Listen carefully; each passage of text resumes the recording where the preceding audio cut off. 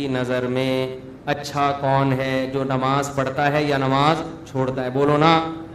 دیکھو ایک بات خوب اچھی طرح کھوپڑی میں بٹھا لو، اگر آپ اچھا بننا چاہتے ہو اللہ کی نظر میں، باقی ساری چیزیں ایک طرف، اللہ سب سے پہلے توحید کے بعد یہ دیکھتا ہے کہ بندہ نماز پڑھتا ہے کہ نہیں پڑھتا، باقی سب چیزیں بعد میں، کیونکہ الحمد سے لے کے والناس تک قرآن جو اچھے لوگوں کی تعریف کرتا ہے نا، اس میں کہیں بھی ایسا نہیں ہے کہ اللہ نے اچھے لوگوں کی صفات بیان کی اور سب سے پہلے نمبر پہ نماز کا ذکر نہ کیا ہو۔ سمجھ میں آ رہی بات؟ دیکھو اچھا شہری کسے کہتے ہیں؟ آپ گورنمنٹ سے پوچھو، اچھے شہری میں سب سے پہلے کیا آئے گا؟ وائلنس ہی نہ پھیلاتا ہو، قوانین کی پابندی کرتا ہو، پھر ٹیکس دیتا ہو، وغیرہ وغیرہ نا، تو کئی ساری صفات لکھی ہوں گی۔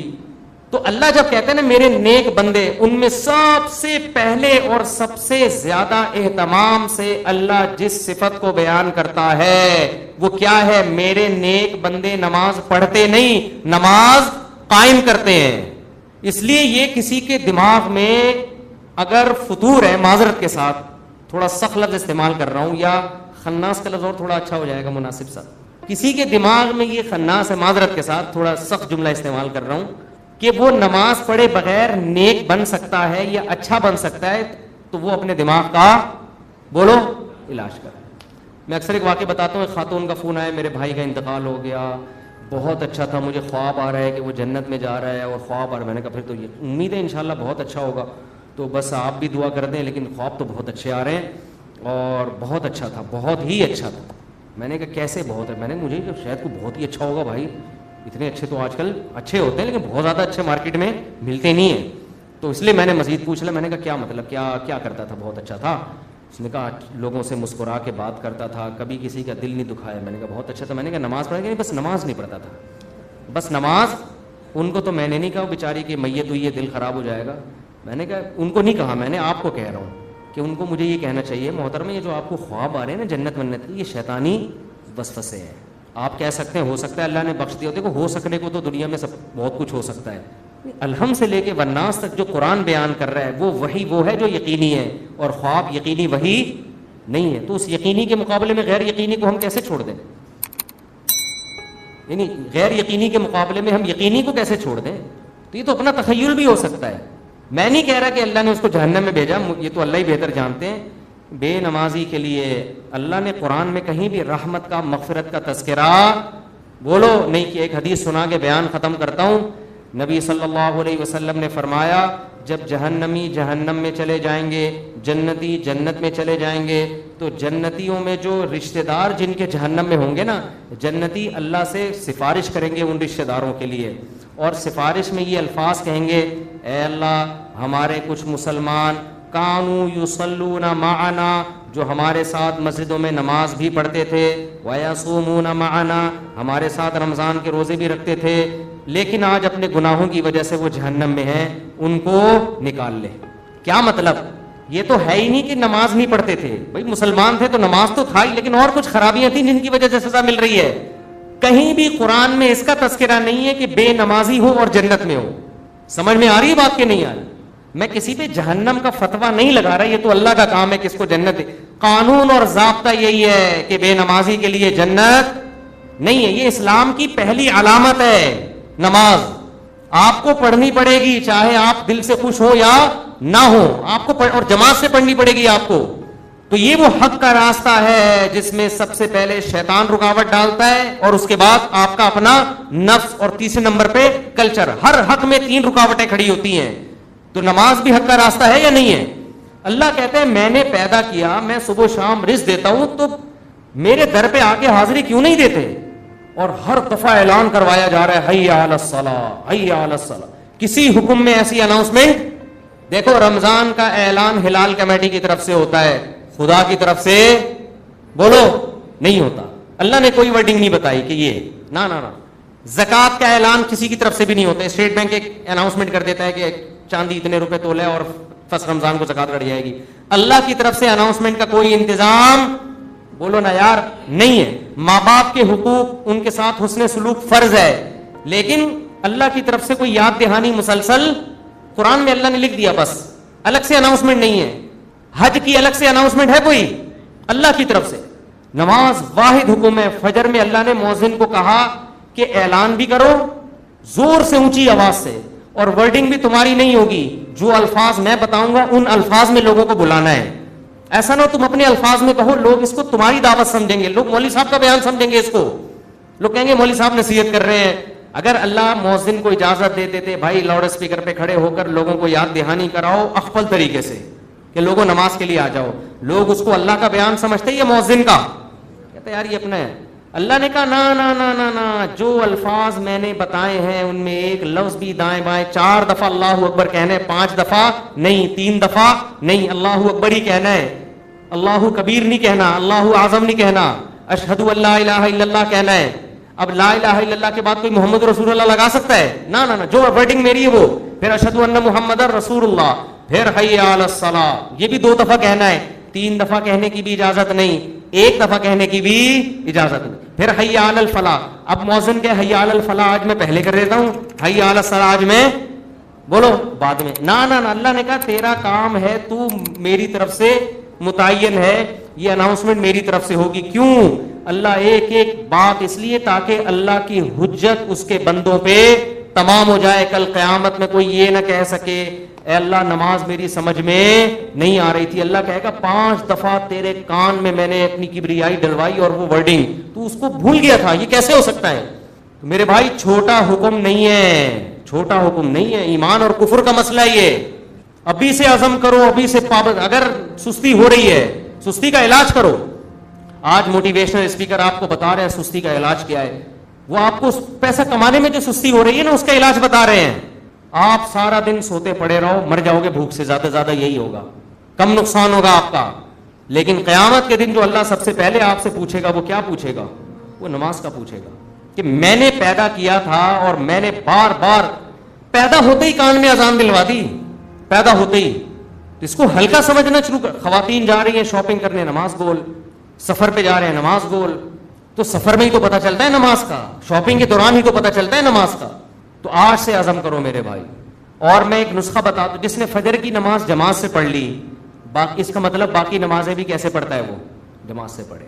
فجر پڑھ لی نا, اس کا مطلب باقی بھی باقی نہیں چھوڑے گا. پھر فجر کو فوکس کر لو. اور جی ہاں, فجر میں تو اللہ نے ایک اور الفاظ اضافہ کروا دی نا, الصلاۃ خیر من النوم. کتنے پیارے الفاظ ہیں, کتنی میٹھی نیند سو رہا ہوتا ہے. اللہ نے بتا دیا. دیکھو اللہ میاں نے بھی کیسا کام کیا. مؤذن کو بولا بولنا ہے, گھر میں لٹھ لے کے نہیں پہنچا. ہم اگر کسی کو سمجھائیں, ایک دفعہ سمجھائیں گے آ جا نماز کے لیے, دوسری دفعہ سمجھیں, تیسری دفعہ غصہ آئے گا نا, جا کے تھپڑ لگا دیں گے, ابے میں تجھے سمجھا رہا ہوں, تیری کھوپڑی میں بات آ نہیں رہی ہے. یا آپ بیگم کو ایک بات سمجھا رہے ہو, بیگم چائے میں تھوڑا چینی کم ڈالا کرو, تم ویسے اتنا میٹھا بولتی ہو کہ چائے میں میٹھے کی ضرورت نہیں ہے. پھر وہ چینی زیادہ ڈال رہی ہے, پھر چینی زیادہ, پھر آدمی کو غصہ آتا ہے نا. یہی تھوڑی کہ ہمیشہ ریکارڈنگ چلا کے چلا جائے گا, چینی کم ڈالو, چینی کم ڈالو. ایک دن 5 6 7 8 دفعہ آ کے اس کو غصہ آئے گا کہ بھائی بولا ہے کم ڈالو, نمک کم ڈالو, 1 دفعہ 2 دفعہ 3. لیکن اللہ کا اصول دیکھو, اللہ نے کہا مؤذن سے فجر میں اعلان کر دینا, حی علی الصلاۃ حی علی الفلاح الصلاۃ خیر من النوم, نماز نیند سے بہتر ہے. بس بتا دینا, گھر میں ڈنڈا لے کے نہیں پہنچنا. نہ سونے تو جو پڑا ہوا ہے. کیوں؟ لا تحسبن اللہ غافلا عما یعمل الظالمون. قرآن کہتا ہے ظالم جو کچھ کر رہا ہے اللہ کو اس سے غافل مت سمجھو. اللہ غافل نہیں ہے, اللہ حجت تمام کر رہا ہے, ابھی نہیں پوچھے گا. اگر پکڑنا شروع کر دے تو پھر آزمائش نہیں ہے. پکڑنا شروع کر دے اللہ تعالیٰ پھر تھوڑی آزما. ابھی تو اللہ کہہ رہے ہیں جو سو رہا ہے سونے دو. جو میرے نیک بندے ہوں گے نا, جن کو پتا ہے کھلاتا اللہ ہے پلاتا اللہ ہے, وہ اس آواز پہ کان دھریں گے, وہ اسے سنیں گے. یار یہ بار بار کیا کہا جا رہا ہے. غیر مسلم بھی سنتے ہیں اذان, پتہ ہے آپ کو, وہ بھی غور کرتے ہیں یہ کیا ہو رہا ہے, بار بار کیوں مسلمان اناؤنسمنٹ کرتے ہیں. لیکن ہم اس اناؤنسمنٹ کو سن سن کے ہمارے کان سن ہو گئے ہیں. تو ہم اس خوش فہمی میں ہیں کہ اللہ تعالیٰ مؤذن کو آٹو پہ کر کے معاذ اللہ بھول گیا ہے. جیسے بٹن دبا کے بعض دفعہ آدمی بھول جاتا ہے نا, تو اللہ مؤذن کا بٹن دبا کے شاید بھول گئے ہیں. اللہ کو تو پتہ ہی نہیں کہ اس آواز کو نہ کوئی سن رہا ہے نہ کوئی اس پہ لبیک. 2-4 آدمی بیوقوف سے مسجد میں آ جاتے ہیں. وہ میں مذاق میں کہہ رہا ہوں, ایسا نہ ہو ہمارے نمازی بولے ہم کو بیوقوف کیوں بول رہے ہو. مطلب وہ میرا مقصد اس سے یہ ہے کہ وہ جو ایک آدمی تھا نا, ایک مولوی صاحب تھے مسجد میں, تو کسی دیہاتی کا بیل آ گیا یا کٹا آ گیا مسجد میں, تو مؤذن صاحب نے اس کٹے کو مارنا شروع کیا. تو دیہاتی بھاگتا ہوا آیا, بولا مولوی صاحب یہ بے زبان جانور ہے, مسجد میں بھولے سے آ گیا, کبھی مجھے دیکھا آپ نے مسجد میں؟ یہ تو بے زبان بے عقل آ گیا, مجھے دیکھا, یعنی میں عقل مند ہوں, میں تھوڑی بات ہوں. تو جو بیچارے چند آ رہے ہیں وہ لوگ ان کو بیوقوف سمجھتے ہیں. تو اللہ میاں نے اناؤنسمنٹ کرا کے نا یاد دہانی بار بار کرا رہے ہیں. تو اب ہم یہ سمجھتے ہیں کہ چند بیوقوف ہیں جو اللہ کی دعوت پہ لبیک کہہ کے نماز پڑھنے آ جاتے ہیں, بیوقوف لوگ ہیں. ایکچولی ان کو تو کوئی گھر میں کام دھندا ہے نہیں, بیوقوف لوگ ہیں, تو اس لیے آ جاتے ہیں مسجد میں. اصل تو جو جن کا قوم کے وسیع تر مفاد میں ابھی کام کرنا ہے, ایکچولی ترقی کرنی ہے, بزنس کرنا ہے, ایجوکیشن ہے, کل پیپر ہے, وہ اگر فجر میں اٹھیں گے تو پیپر کی میں نیند پوری نہیں ہوگی, پیپر میں پیچھے رہ جائیں گے. جب رمضان کا روزہ غامدی صاحب کے نزدیک پیپر کی وجہ سے چھوڑنا جائز ہے تو فجر کی نماز کی کیا اوقات بنتی ہے؟ تو ایکچولی کر کے ایک دن موت کا فرشتہ آئے گا, بولے گا چل پتلی گلی سے نکل. پھر آدمی کہے گا میرا پلاٹ, میری جائیداد, میرا گھر, یہ سب ختم. تبلیغ جماعت میں وہ ہے نا حضرت مولانا کیا نام ہے ان کا, جو اجتماع میں بڑا اچھا بیان کیا تھا, انہوں نے بڑی پیاری بات کی, مولانا عباد اللہ صاحب, بڑی پیاری بات کی انہوں نے بیان میں, کہ لوگ کہتے ہیں ہم تبلیغ میں وقت لگائیں گے جب ہم سیٹ ہو جائیں گے. اس طرح لوگ کہتے ہیں ہم دین کی طرف یا نماز کی طرف آئیں گے جب ہم کیا ہو جائیں گے, ذرا سیٹ ہو جائیں. یار ایک فکروں سے تو آزاد ہوں, بھی تو شادی بھی ہے, پہلے جاب ہے, پھر بزنس ہے, جب سیٹ ہو جائیں گے نا سارے کاموں سے. وہ کہتے ہیں آدمی سیٹ کبھی بھی نہیں ہوتا. وہ سیٹ کیسے ہوتا ہے, انہوں نے بڑی پیاری مثال دی. ایسے سیٹ ہوتا ہے کہ وہ کہتا ہے میں سیٹ ہوں گا, ہو نہیں رہا, ایک مسئلے کے بعد دوسرا مسئلہ, دوسرے کے بعد تیسرا مسئلہ, ہوتے ہوتے ایک دن موت کا فرشتہ آتا ہے اور بالآخر اس کو قبر میں اتار دیتا ہے. پھر اس کے رشتہ دار اس کو قبر میں اتارتے ہیں اور دیکھتے ہیں اس کو قبلہ رخ کر کے ذرا صحیح طرح سے لٹاؤ. صحیح طرح سے لٹانے کے بعد پھر کیا کہتے ہیں, اب سیٹ ہے. مردے کو کہتے ہیں نا اب یہ کیا ہے, اب سیٹ ہے, اب مٹی ڈال. اس سے پہلے پتھر نہیں رکھتے قبر میں جب تک مردہ سیٹ. بے بھائی مردہ ٹیڑھا میڑا قبر میں پڑا ہوگا تو کوئی مٹی ڈالتا ہے؟ پہلے سیٹ کرتے ہیں نا اس کو. تمیز سے سیٹ کرنے کے بعد سب بیک زبان بولتے ہیں گورکن سے, اب پتھر رکھ دو, اب کیا ہے, اب سیٹ. اب سیٹ ہوا ہے, لیکن اب سیٹ ہونے کا فائدہ بولو. اب نہ تیرے قبر میں اذان کی آواز آئے گی تجھے, نہ کوئی الصلاۃ خیر من النوم سمجھائے گا, اور تیری جائیدادوں کو پیچھے لوگ ترنے والا سمجھ کے پھوڑ رہے ہوں گے. 2-4 دن یاد کریں گے ہمارے ابا نے ہمارے لیے بحریہ ٹاؤن میں کتنا اچھا پلاٹ بنایا, ہمارے ابا بہت اچھے تھے, کیوں چلے گئے دنیا سے. 3-4 دن کے بعد ویلیاں لگاتے ہوئے پھر رہے ہوں گے آپ کے بچے, کون سے ابا کہاں گئے, کیا ہوا, کوئی نہیں یاد کرے گا میرے بھائی. 4 دن میں سب بھول بھلائیاں. اور اولاد کو دین نہیں سکھایا وہ تو چوتھے دن ہی بھول جاتی ہے, دین سکھایا تو کم از کم موت تک دعاؤں میں یاد رکھ رہے ہوتے ہیں. تو اس لیے انسان کا بچہ وہی ہے میرے بھائی جو انگریزوں سے دھوکے میں نہ ہو, یہ لبرل لوگوں سے دھوکے میں نہ ہو. ایک موٹیویشنل اسپیکر کی میں تقریر سن رہا تھا ابھی, کبھی کبھار میں سنتا نہیں ان کی تقریریں, کلپ سامنے آ جاتے ہیں نا, شارٹ کلپ آج کل 1-2 منٹ کے آ رہے ہیں. تو میرے سامنے کلپ آ گیا, اس نے تقریر میں کہا کہ خدا جو ہے نا, خدا یہ ہمارا بلیو ہے, یہ کوئی ریئلٹی نہیں ہے. ریئلٹی وہ ہوتی ہے جو سائنس ثابت کرے, سائنس تو خدا کو ثابت نہیں کرتی. تو ریئلٹی پہ چلو, اپنے بلیف پہ مت چلو. میں نے کہا یہ اس کے جوابات تو میں پھر کبھی بعد میں دوں گا. یہ فضول بکواس جو کی ہے کیا مطلب ہے اس کا, اس میں کتنی سقم ہے, کتنی عیب ہے اس تقریر میں. لیکن میں نے کہا مرے گا تو یہ سارا تیرا جو تکبر ہے نا, جس نے بنایا ہے وہ پوچھے گا کہ تیرا بلیف مجھ پہ تھا کیوں نہیں. تو سائنسدانوں کو تو مانتا ہے, بنی ہوئی چیزوں کو دیکھ کر کہتا ہے کسی سائنٹسٹ نے یا کسی میکینک نے بنائی ہے, اور وہ میکینک خود بخود کیسے بن گیا. تو یہ ریئلٹی ہے جس پہ ہمارا بلیو ہے, یہ ہوائی باتوں پہ بلیو نہیں ہے. یہ گراؤنڈ ریئلٹی ہے خدا کا وجود, جس پہ ہم کیا کرتے ہیں, بلیو رکھتے ہیں. یہ بلیو اور ریئلٹی 2 الگ الگ چیزوں کے نام بولو نہیں ہے. تو خیر تکبر بہت ہے. آج تھوڑے سے انگلش کے 2-4 الفاظ آ جائیں, 2-4 آپ کو کچھ تھوڑا سا بولنا آ جائے تو انسان اپنی اوقات بھول جاتا ہے. اس لیے قبرستان میں جا کے دیکھا کرو کیسے مردے پڑے ہوئے. ایک دن ہم نے بھی مرنا ہے, جواب دینا ہے. اللہ ہم سے اپنے بارے میں سب سے پہلے پوچھے گا, اللہ تعالیٰ ہمیں. اور آخری بات دیکھو, اگر نماز کبھی چھوٹ جائے نا جماعت سے, اپنے اوپر جرمانہ رکھو, سزا دو اپنے آپ کو. ایسے اپنے آپ کو ڈھیلا نہ چھوڑ دو کہ عزم کرتے ہیں میں پڑھوں گا پھر چھوٹ جاتی ہے. کچھ سزا تو دو اپنے آپ کو. فجر جس دن چھوٹ جائے ناشتہ گول, ناشتہ نہیں. حضرت حکیم اختر صاحب رحمہ اللہ فرمایا کرتے تھے جس کی فجر چھوٹ جائے وہ کس منہ سے ناشتہ کرتا ہے, اس کو تو غیرت آنی چاہیے. تو یہ پراٹھے اور کباب کھا رہا ہے, جس خدا نے تجھے دیے ہیں اس نے تو تجھ سے صرف اتنا سا معاوضہ مانگا تھا کہ فجر میں حاضری دے دے. اب کس نعمتیں تو پھوڑ رہا ہے وجہ سے بیٹھ کے, تھوڑا سا اللہ کا حق ہے وہ ادا کرنے کے لیے تیار نہیں ہے. تو کچھ تو سزا دو میرے بھائی. اللہ ہمیں عمل کی توفیق عطا فرمائے. وما علینا الا البلاغ. دولہا کا ہو گیا, آپ سوالات دے دیں. دولہا جب تک مارکیٹ میں آئے گا انشاءاللہ. محمد دانیال اسماعیل نہیں آئے ابھی تک؟ کہاں ہیں؟ یہ ہیں، آپ آ جائیں ادھر. اور دوسرے دولہا محمد امان، لڑکے کے والد ہیں نا، لڑکی کی تو ہیں. دولہا کہاں ہے؟ محمد امان کہاں ہے بھائی؟ بھاگ تو نہیں گیا کہیں؟ بعض دفعہ ایسے ہوتا ہے. آپ نیم؟ دانیال.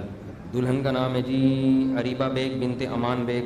دلہن کے وکیل آپ ہیں، آپ نے اجازت دی کہ میں اریبہ بیگ بنت امان بیگ کا نکاح، یہ والے دولہا کے وکیل ہیں نا آپ، اریبہ بیگ کے وکیل ہیں نا، آپ نے اجازت دی میں اریبہ بیگ بنت امان بیگ کا نکاح مہر 20,000 مہر میں محمد دانیال اسماعیل بل محمد اسماعیل سے کروں، اجازت ہے. دوسرے دولہا امان بھائی کتنی دیر میں آئیں گے؟ تھوڑا سا ٹھہر جائیں اگر آپ اجازت دیں، 10 منٹ ٹھہر جائیں گے، ہم اتنے مسائل نمٹا دیں. دوسرا دولہا آ جائے تو پھر ہول سیل کا حساب سے ہو جائے گا نا نکاح. میری آمدن کم ہے، میری بیوی ہر وقت لڑتی رہتی ہے، میں کب تک صبر کروں؟ جن کی آمدنیں کم ہوتی ہیں اکثر ان کی بیویاں ان سے لڑتی ہیں. یہ سائنس کا ایک اصول ہے، یاد رکھو. یہ سائنسدانوں کی ایک طے شدہ نظریہ ہے. تو وہ اپنی غربت کو رویا کریں بیٹھ کے، اس کا کوئی علاج نہیں. یہ شادی سے پہلے پلاننگ کرنی ہوتی ہے کہ آپ ایسی جگہ شادی کریں جو آپ سے بھی زیادہ غریب ہو، تو وہ پھر لڑکی آپ کے ساتھ خوش رہے گی. اب آپ نے اپنے سے اونچی جگہ شادی کر لی تو اب غربت کا رونا قیامت تک چلتا رہے گا. اب غربت دور کرنا انسان کے اختیار میں نہیں ہوتا، محنت تو کرے گا لیکن اللہ کی مرضی. باقی میں آپ کی وائف کو ایک مخلصانہ مشورہ دے سکتا ہوں کہ دیکھو جو آدمی کے استطاعت ہی نہیں ہے تو لڑکے اس کو ٹینشن دینے کے علاوہ کچھ بھی نہیں ملے گا. شکر ادا کریں کھانے کو مل رہا ہے بس. اچھا یہاں ہمارے ہاں ایک اہم پوائنٹ کی بات خوب نوٹ کر لو. کرنے دو یار، کیا کرنا ہے؟ نہیں ویڈیو نہ بنائیں، نکاح کی بنا لیے گا ویڈیو، جب نکاح ہو نا پھر اس کی بنا لیں. تو ہمارے ہاں ایک مسئلہ یہ ہے، لڑکیوں نے اپنے باپ کے گھر میں خوب پیسہ دیکھا ہوتا ہے، جب وہ شادی ہو کے میاں کے گھر میں جاتی ہیں تو میاں کی جیب میں اتنے پیسے نہیں ہوتے، تو وہ کہتی ہیں یار ہمارا ابا ہی اچھا تھا. تو خوب سمجھ لیں جب آپ کے ابا اس عمر میں تھے نا، آپ کی اماں سے شادی ہوئی تھی، وہ بھی اتنے ہی تھے، اس وقت بھی اتنا ہی کھلاتے تھے. اور یہ آپ کا میاں جب آپ کے ابا کی عمر کو پہنچے گا تو اس کا بھی ہاتھ کھلا ہو جائے گا. آپ کے ابا 50 سال تک کمانے کے بعد اب یہاں تک پہنچے ہیں نا، تنخواہ بھی بڑھتی رہی، کاروبار بھی بڑھتا رہا، وہ ابھی چھڑا چھاٹ ہے، وہ ابھی اتنا ہی کمائے گا. یہ بہت مسئلہ ہو رہا ہے خواتین کے ساتھ، وہ اپنے باپ پر قیاس کر رہی ہوتی ہیں اپنے شوہر کو. بھائی آپ کا باپ جب اس ایج میں تھا تو اپنی اماں سے پوچھو کیا کھلاتا تھا؟ یہ انڈے پراٹھے پہلے کھلاتا تھا؟ وہ کہیں گے، آپ کی اماں کہے گی بیٹا جب ہم تمہارے باپ سے میری شادی ہوئی تھی، جب گھر میں آئی تھی تو کبھی انڈا ہوتا تھا اور کبھی پاپوں پہ گزارا ہوتا تھا. یہ تو اب اللہ نے ایک ٹائم کے ساتھ ساتھ پیسہ آتا ہے نا انسان کے پاس. یہ بہت بڑا فالٹ ہے آج کل لڑکیوں میں کہ وہ اپنے شوہر کو قیاس کر رہی ہوتی ہیں اپنے ابا پر. تو آپ اپنے شوہر کو اپنے ابا پر قیاس کریں، لیکن اس عمر پہ قیاس کریں جو آپ کے شوہر کی عمر ہے. آپ اپنی اماں سے پوچھیں میرے ابا جب اس ایج میں تھے تو کیا اتنا کماتے تھے؟ وہ کہیں گے نہیں بیٹا میں نے کئی دفعہ ان کی پینٹوں میں ہاتھ ڈالا سوائے ٹوتھ پک کے اور کچھ بھی نہیں نکلا. کبھی کبھار چشمہ نکل آیا، ٹوتھ پک نکل آیا، 2-4 چونی اٹھنی نکل آئی، اس سے زیادہ نہیں نکلا. تو جب انسان کی عمر بڑھتی ہے، تجربہ بڑھتا ہے، ترقی کرتا ہے تو پیسہ آنا شروع ہوتا ہے. تو ایسی خواتین کو چاہیے ابھی اسی غریب پہ گزارا کرو. جیسے جیسے عمر بڑھے گی انکریمنٹ لگنا شروع ہوتے ہیں، اسکیل بڑھنا شروع ہوتے ہیں، ایکسپیرینس ہوتا ہے کاروبار کا، جاب کا، آہستہ آہستہ آمدن آنا شروع. تو جب یہ آپ کے ابا کی عمر کو پہنچے گا انشاءاللہ پراٹھے کے ساتھ انڈے کا انتظام کر دے گا. یہ آپ ہو جائے گا، ایک دم سے نہیں ہوتا. ابھی شکر کرو چھڑا چھاٹ مل گیا تمہیں، آدمی مل گیا ہے، ورنہ آج کل تو آدمی چھاٹ ہے مارکیٹ سے. اب دیکھو دولہا شارٹ ہے نا، آیا ہی نہیں. اپنی شادی میں بندہ نہیں آیا یار، جو یعنی شارٹ نہیں بھی ہیں وہ بھی شارٹ ہو جاتے ہیں. اچھا بھائی اگر کوئی انگوٹھا چھاپ ہے تو وہ ان پڑھ اور جاہل دونوں کہلائے گا؟ جو چاہیں اس کو کہیں آپ، اپنی ذمہ داری.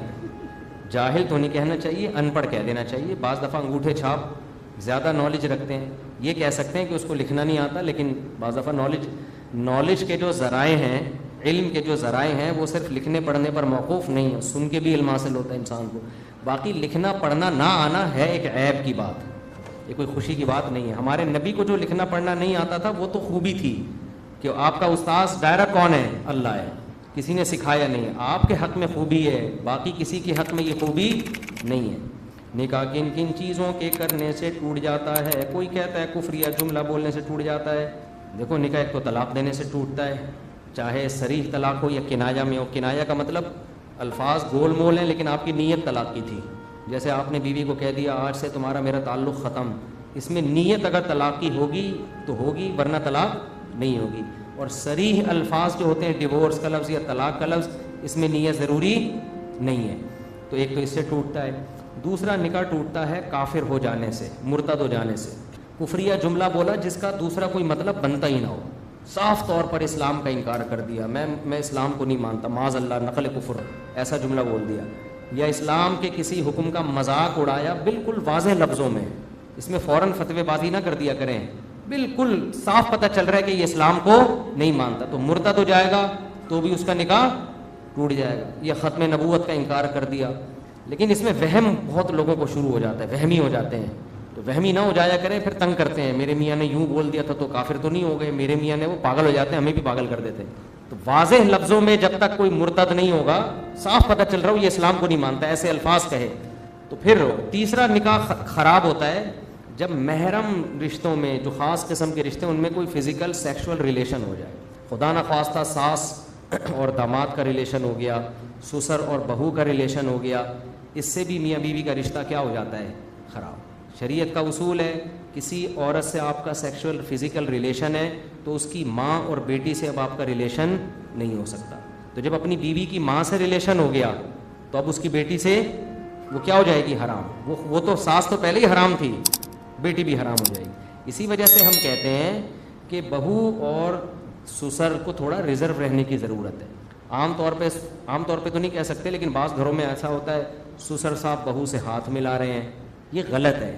بہو کو پیار کرنا ہے, بس اس کے سر پہ ہاتھ رکھا, بس اس سے زیادہ کلوز ہونے کی ضرورت نہیں ہے. اسی طرح ساسیں داماد کو سفر پہ آ رہا ہے تو جناب سینے سے لگا رہی ہیں, ٹھیک ہے بیٹوں کی طرح ہے, لیکن شریعت میں ایک احتیاط ہے. داماد کے سر پہ ہاتھ رکھیں, بس ہاتھ ملانے کی بھی ضرورت نہیں ہے. تو ان رشتوں میں تھوڑا احتیاط کرنے کی ضرورت. ویسے بھی غیرت کے بھی خلاف ہے نا, یہ شرم کے بھی خلاف ہے, غیرت کے بھی خلاف ہے. تو یہ 3 چیزیں ہیں جس میں خیال کرنا چاہیے. باقی لوگ وہمی بن جاتے ہیں, تنگ بہت کرتے ہیں, اس میں وہمی نہ بنے. کوئی جب تک یقینی بات نہ ہو نا تو پوچھے بھی نہیں. تنگ کرتے ہیں کہ وہ ایسے ہو گیا تھا, یوں ہو گیا تھا, مجھے شک ہے. تو شک وقت سے نہیں ہوتا بھائی, ایسے اپنے آپ کو مصیبت میں نہ ڈالیں. اتنے آرام سے نکاح نہیں ٹوٹتا جتنا لوگوں نے بنا لیا, جب تک توڑیں گے نہیں. ایک صاحب نے مجھے کہا کہ میری بیوی نے مجھے بھائی بول دیا ہے. میں نے کہا تیری بیوی تو تجھے 100 دفعہ طلاق بھی دے دے تو نہیں نکاح ٹوٹتا, عورت کے کہنے سے تھوڑی ہوتا ہے. تو مرد طلاق دے گا تو ہوگا نا, اس کو وہم ہو گیا. تو ایسے تو ہر عورت جس نے شوہر سے جان چھڑانی ہو بھائی بول کے پتلی گلی سے نکل لے, وہ کیا خیال ہے, عدالتوں میں کی ضرورت ہی نہیں ہے پھر. تو ایسا نہیں ہوتا. آزاد کے لفظ میں لوگ بہت وہمی ہو جاتے ہیں. بعض دفعہ آدمی بیوی کو کہہ رہا تھا تم کام کاج سے آزاد ہو, اب وہم ہو جاتا ہے میں نے آزاد بول دیا. تو ایسے نہیں ہوتا, تو اس میں ڈیٹیل ہے, تو وہمی نہ بنے بس. اور بالکل بے احتیاطی بھی نہ کریں. آیت سجدہ کیسے کریں, صرف قرآن پڑھ رہے ہوں. جب صرف قرآن پڑھ رہے ہوں, قرآن پڑھ رہے ہیں, آیت سجدے والی آیت پڑھی آپ نے تو اللہ اکبر کہہ کے سجدے میں چلے جائیں. 3 دفعہ سبحان ربی الاعلیٰ پڑھیں یا کوئی بھی دعا پڑھ لیں, اس کے بعد اللہ اکبر کہہ کے بیٹھ گئے, بس ہو گیا سجدہ. رکوع اور سجدے کے درمیان دعا پڑھنا ثابت ہے, اور سجدوں سے سجدے کے درمیان بھی کیا ثابت ہے, جی پڑھ سکتے ہیں, پڑھنی چاہیے. رکوع کی دعا حمدن کثیرن طیبا مبارکن فی رب اغفر لی ورحمنی وہدنی وعافنی ورزقنی, سب پڑھ سکتے ہیں. فرض نماز کے فوراً بعد آیت الکرسی پڑھنا, اور اس کی جو فضیلت ہے کہ مرنے کے بعد ہی جنت, کیا حقیقت میں یہ حدیث ہے؟ حدیث میں آتا ہے, نبی صلی اللہ علیہ وسلم نے بہت فضیلت بیان کی ہے. یہ جو فضیلت ہے جنت میں داخلے کی, یہ صحیح حدیث ہے. تو آیت الکرسی ہر نماز کے بعد پڑھنی چاہیے. اب فرض نماز کے فوراً بعد پڑھی جائے یا سنتوں کے بعد پڑھی جائے, یہ اہم پوائنٹ کی بات ہے, فقہی مسئلہ ہے. یہ حدیث کے الفاظ آتے ہیں صلاۃ مکتوبہ, فرض کے بعد. اب بعض فقہا اس حدیث کے ظاہر کو دیکھتے ہیں کہ فرض کے بعد کا مطلب فوراً بعد, اور بعض کہتے ہیں کہ یہاں فرض سے بات مراد یہ ہے کہ یہ اشراق, اوابین, تہجد کے بعد نہیں ہے, بلکہ فرض کے بعد یہ کا مطلب دوسرے نوافل سے احتراز ہے. تو فرض کے بعد جب اس کی تکمیل ہو جائے سنتوں کے ذریعے, تو فرض اور سنت موقدہ پڑھنے کے بعد ہے. اس مسلک کی دلیل کیا ہے؟ دوسری حدیثیں جن میں آتا ہے, صحیح حدیث ہے کہ نبی صلی اللہ علیہ وسلم فرض نماز کے بعد اللہم انت السلام ومنک السلام تبارکت یا ذا الجلال والاکرام اتنی دیر توقف کرتے تھے اور پھر اٹھ جاتے تھے. پھر آپ سنتیں پڑھتے تھے, گھر چلے جاتے تھے, سنتیں پڑھتے تھے وہاں پہ. تو اس طرح دونوں حدیثوں میں کیا ہو جاتی ہے؟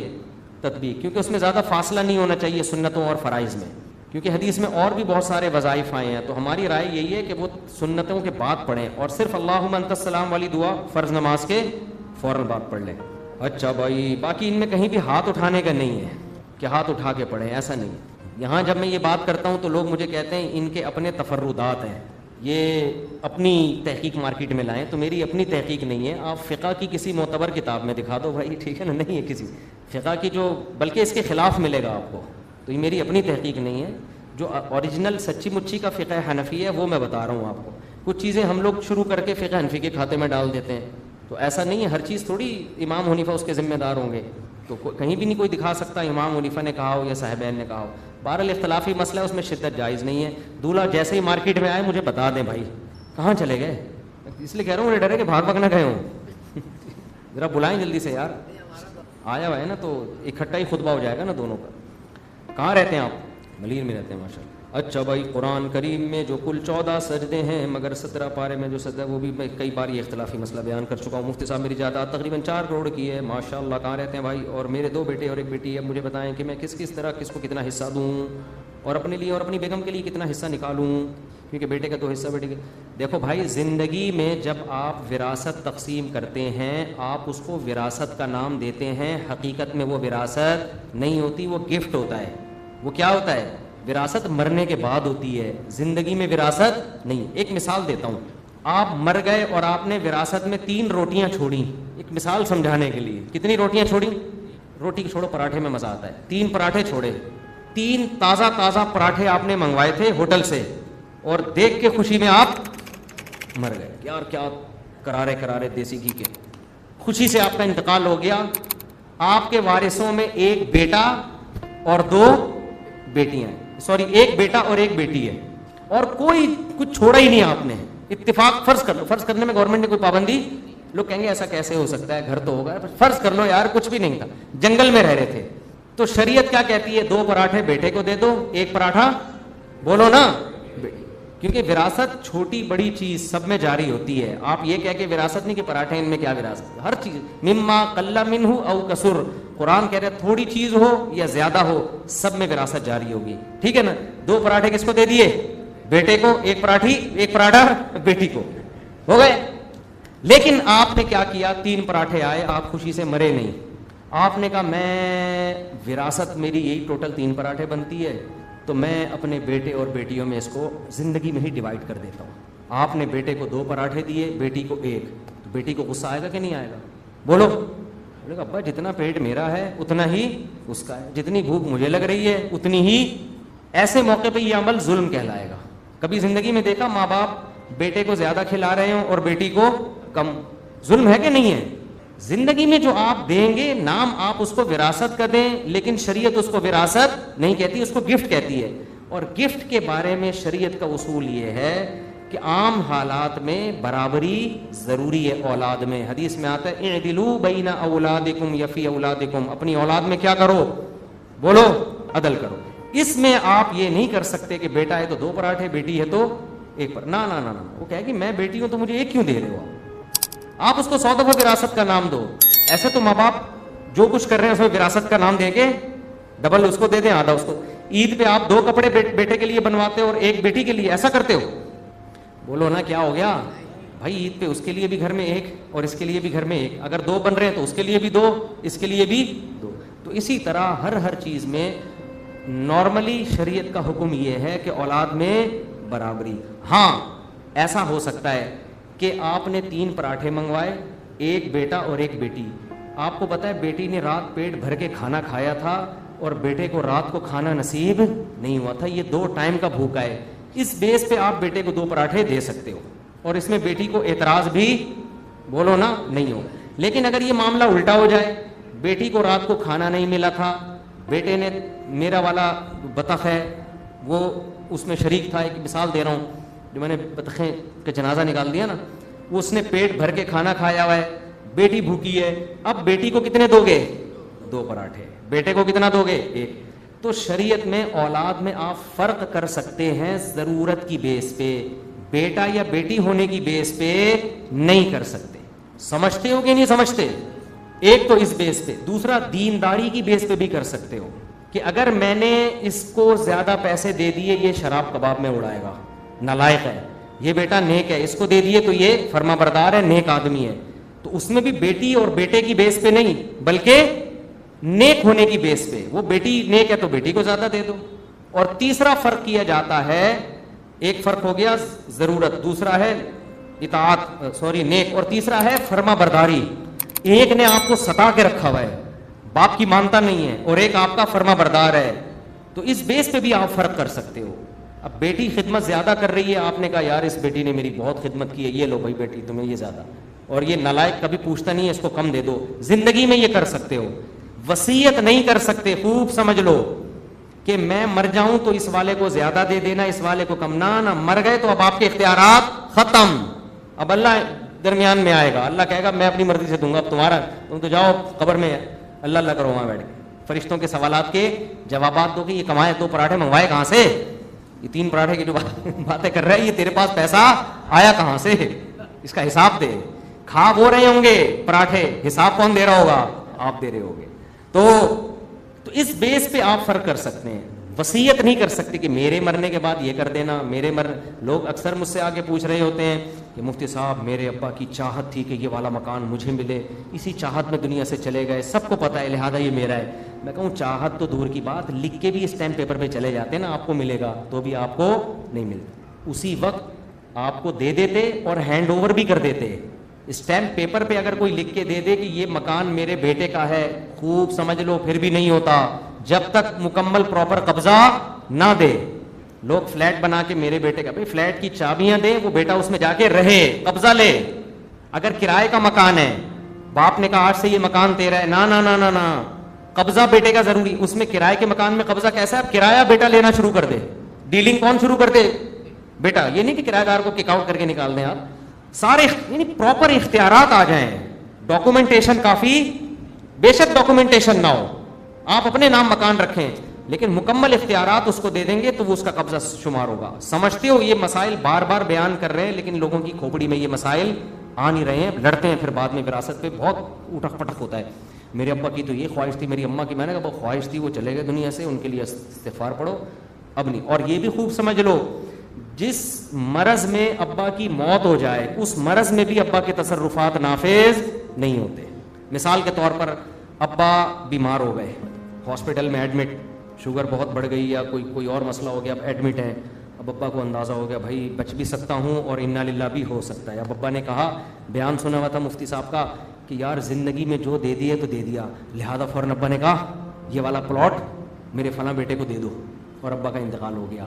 شریعت کہتی ہے اب یہ تصرف, کیونکہ مرض موت کے احکام ایسے ہی ہیں جیسے, کیونکہ اسلام اس کو کہتا ہے کہ اس کا مطلب اب تم وارثوں کو محروم کرنے کے لیے کر رہے ہو, تمہیں پتا ہے میں مرنے والا ہوں تو اب دائیں کر رہے ہو, اب اللہ نے جو وارثین کا حق رکھ دیا اس میں گڑبڑ کر رہے ہو, تو یہ کام کرنا ہے بالکل صحت کی حالت میں, انا للہ ہونے سے پہلے. کیا ہو گیا بھائی جان؟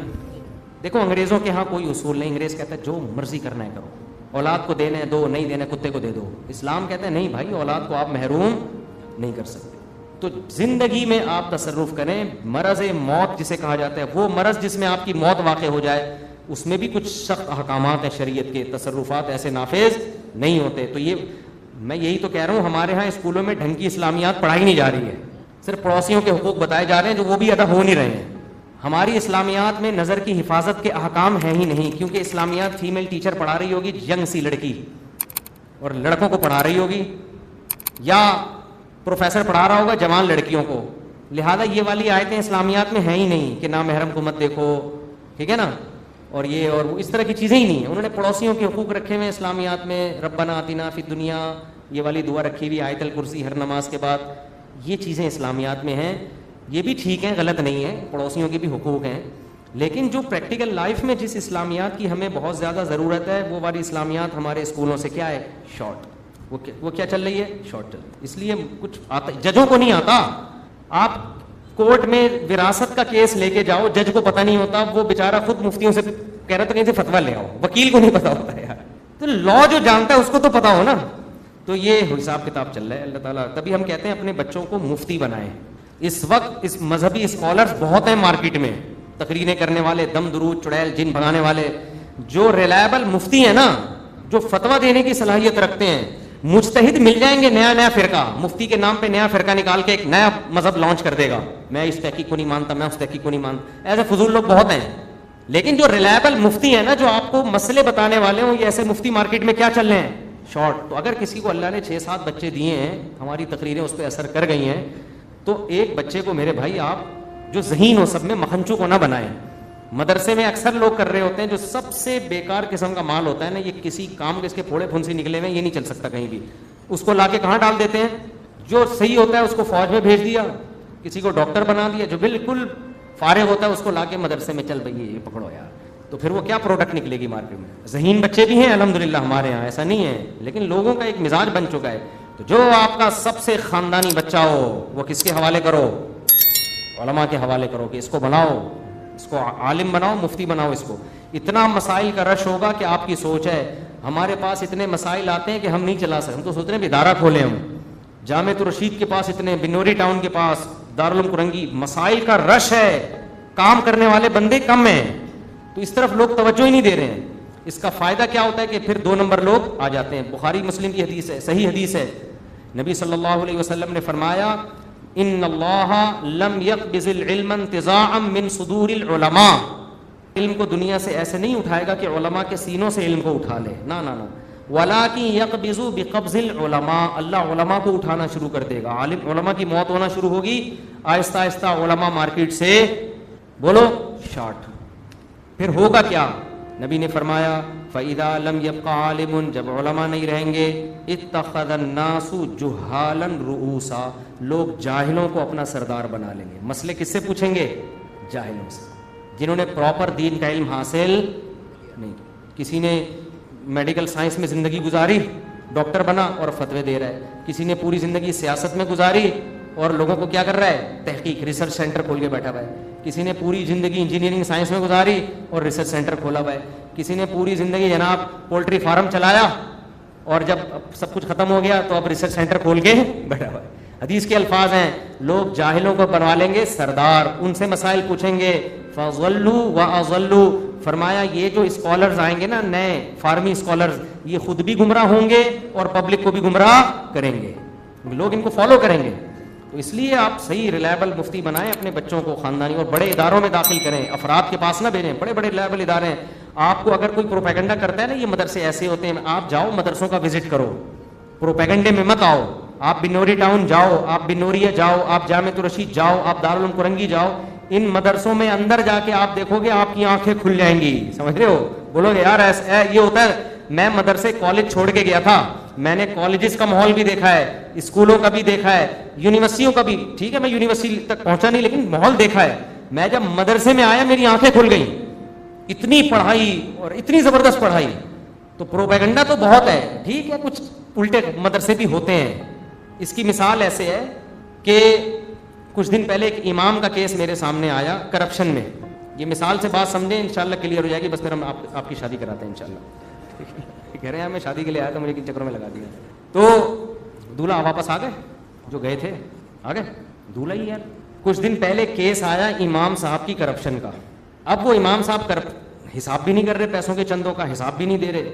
اب جب کمیٹی والے امام صاحب سے کہتے ہیں امام صاحب یہ لاکھوں روپے کا آپ نے چندہ لیا ہے, کوئی رسید, کوئی آپ کیوں ایسا, تو امام صاحب کو آتا ہے غصہ اور وہ قرآن کی آیتیں پڑھنا شروع کر دیتے ہیں, حدیثیں کہ علماء کا اسلام میں احترام ہے, علماء سے تمیز سے بات کی جائے. تو میں نے کمیٹی والوں سے کہا بات تمیز سے کریں لیکن کریں ضرور, ان سے بولو بھائی حساب چاہیے ہمیں, کسی کو بھی بے لگام ہونے کی اجازت نہیں. اب یہ جب کیس آیا تو ایک صاحب نے مجھے کہا دیکھو امام چور ہوتے ہیں. میں نے کہا یہ فضول بولنے کی ضرورت نہیں ہے, امام چور نہیں ہوتے. بعض دفعہ کوئی چور آدمی امام بن جاتا ہے, سمجھتے ہو, کیونکہ مسجدوں میں جب بھرتی کرنے کے لیے امام کو رکھا جاتا ہے تو کوئی لیبارٹری ٹیسٹ تھوڑی ہوتا ہے کہ یہاں سے گزاریں گے جو چور ہیں وہ سارے سائڈ پہ ہو جائیں. 2 نمبر لوگ بھی آ جاتے ہیں, ہر فیلڈ میں ہوتے ہیں, ہر فیلڈ میں. ڈاکٹروں میں 2 نمبر, حکیموں میں 2 نمبر, تو مولویوں میں بھی ہو سکتے ہیں نا.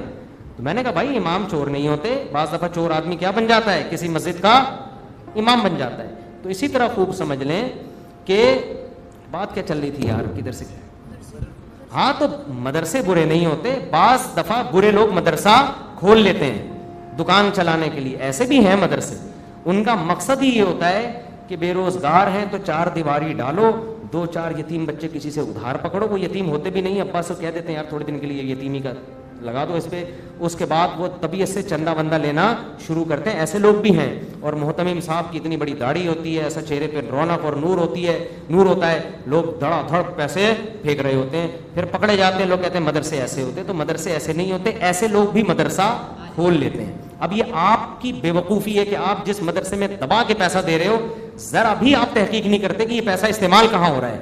یہ ان کا قصور نہیں ہے, یہ کس کا قصور ہے؟ آپ کا قصور ہے. تو داڑھی کا لیبل کوئی بھی لگا سکتا ہے, پگڑی کوئی بھی پہن سکتا ہے, گورنمنٹ کی طرف سے کوئی پابندی نہیں ہے. تو 2 نمبر لوگ بھی مدرسہ کھول لیتے ہیں, غیر اخلاقی حرکتیں بھی ہوتی ہیں. اس کا مطلب یہ نہیں کہ مدرسے برے ہوتے ہیں, تو جو اچھے مدرسے ہیں آپ جا کے دیکھو, آپ کو پتہ چلے گا. تو اس لیے میں کہہ رہا ہوں اپنے بچوں کو, یار 5-6 ہیں تو ایک آدھ کو کوئی صحیح کا مفتی بنوا دو, کیونکہ حدیث میں آتا ہے جب علم اٹھایا جائے گا نا, سب سے پہلے پتہ ہے کیا جہالت آئے گی؟ وراثت کے مسائل بتانے والا کوئی نہیں بچے گا. سب سے پہلے علم میراث, وراثت کے مسائل بتانے والے ختم. رفع الیدین پہ ہیں, بڑی بڑی حدیثیں یاد کی ہوئی ہیں, جھگڑے, ٹانگیں چوڑی ٹانگیں پتلی, آمین, یہ وہ پھٹے بازی والی ساری حدیثیں یاد ہیں. جن چیزوں کا پریکٹیکل لائف سے تعلق ہے, جو صبح شام ہے, وہ کیا ہیں وہ معلوم نہیں. اور آپ دیکھ لو جو پریکٹیکل لائف سے جن مسائل کا تعلق ہے, آج بھی لوگ ان میں مدرسوں سے رجوع کرتے ہیں, ان نئے اسکالر سے نہیں پوچھتے, کیونکہ ان کو آتے ہی نہیں ہے. ان کو پتا ہوتا ہے یار یہ ان کو نہیں پتا ہوتا, ان میں محنت کرنی پڑتی ہے, پریکٹس کرنی پڑتی ہے. تو اس لیے جو ہے نا, ایک آدھ بچے کو بنا دو عالم, ثواب ملے گا آپ کے لیے, صدقہ جاریہ ہوگا. پھر اس کو آپ بولو بیٹا تم نے دنیا نہیں کمانی, اب تو دنیا کو چھوڑ دو, بس اللہ بس وقف آخرت کے لیے. تو ایسے کام بنے گا. ورنہ اگر اس کو شروع سے آپ نے لگا دیا کہ پیسے, ہاں کاروبار کر کے اپنے ایسے جس میں ٹائم نہ ہو پھر کما لے, لیکن اگر وہ جاب بھی کرے گا اور پھر مفتی بھی بنے گا تو نہ ادھر کا رہے گا اور نہ ادھر, پھر کسی کام کا نہیں ہوگا. پھر وہ پولٹری فارم کھولے, کیونکہ ایسے مفتی ہمارے علم میں ہیں جو پولٹری فارم چلا رہے ہیں, بھینسوں کے باڑے کھولے ہوئے انہوں نے, اور کچھ نہیں ہوا نا تو وہ تعویذ گنڈوں کا بزنس. جو تعویذ گنڈے کر رہا ہے وہ مفتی تو ہو ہی نہیں سکتا, خوب سمجھ لو.